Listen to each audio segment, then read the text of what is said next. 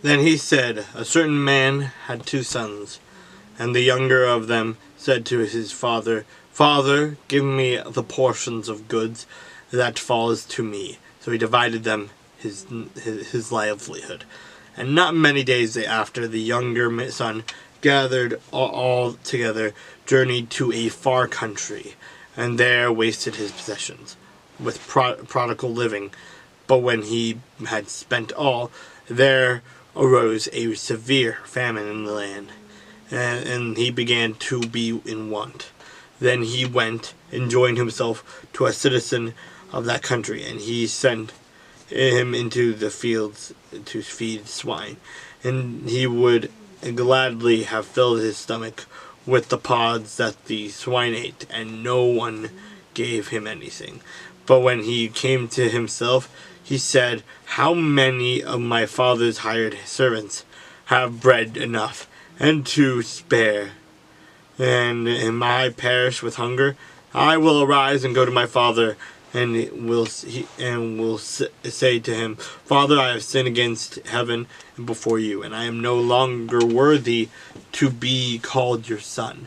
Make me like one of your hired servants. And he arose and came to his father, but when he was still a great way off, his father saw him and had compassion, and ran and fell on his neck and kissed him.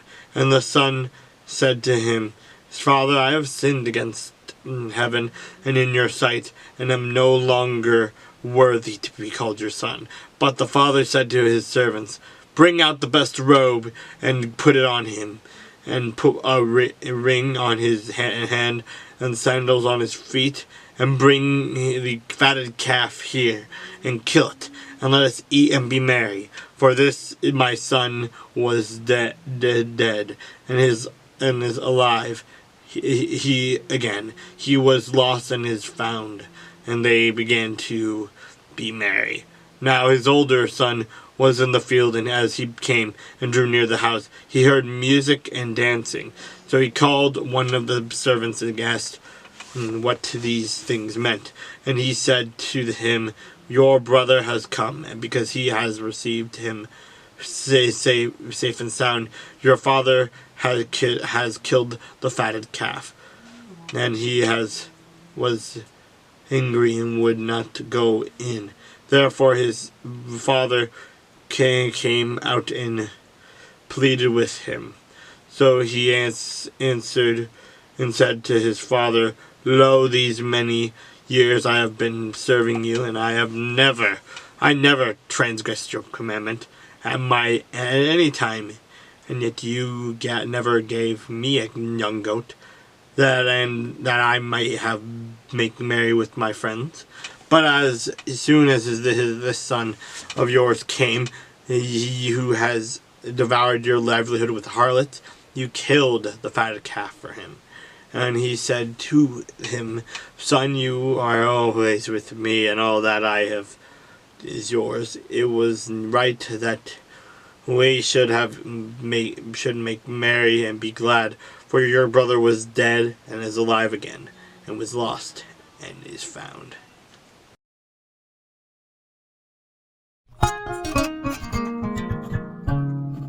And you, son of man, take a sharp sword, take it as a barber's razor, and pass it over your head and your beard, and then take scales to weigh, and divide the hair.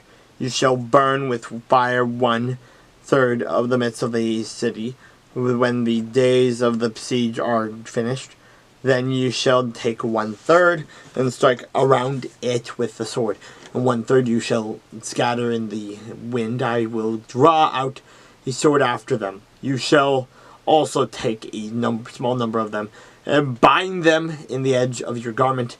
Then take some of them again and throw them into the midst of the fire, and burn them in the fire. From there a fire will go out into all the house of Israel. Thus says the Lord God, This is Jerusalem. I have set her in the midst of the nations and the countries all around her. She has rebelled against my judgments by doing wickedness more than the nations, and against my statutes more than the countries that are all around her. For they have refused my judgments, and they have not walked in my statutes. Therefore, thus says the Lord God, because you have multiplied disobedience more than the nations that are all around you, have not walked in my statutes, nor kept my judgments, nor even done according to the judgments of the nations that are all around you. Therefore, thus says the Lord God, indeed I, even I, am against you, and will execute judgments in your midst in the sight of the nations. And I will do among you what I have never done, and the like of which I will never do again, because of all your abominations. Therefore, fathers shall eat their sons in their midst, and sons shall eat their fathers, and I will execute judgments among you, and all of you will remain.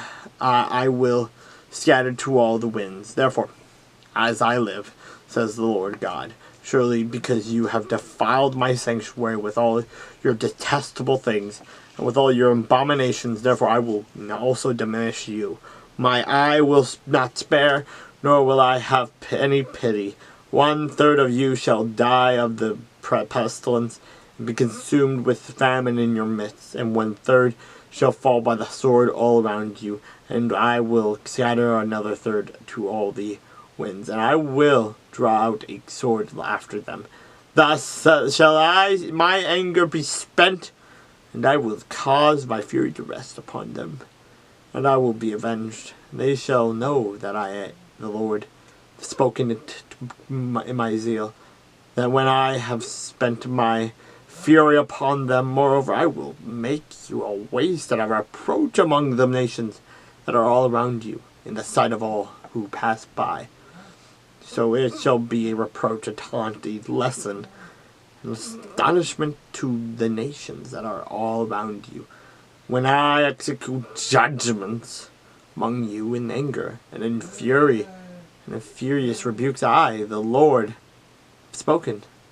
When I send against them the terrible arrows of famine, which shall be for destruction, which I will send to destroy you. I will increase the famine upon you and cut off your supply of bread. So I will send against you famine and wild beasts, and they will bereave you. Pestilence and blood shall pass through you, and I will bring the sword against you. I, the Lord, have spoken.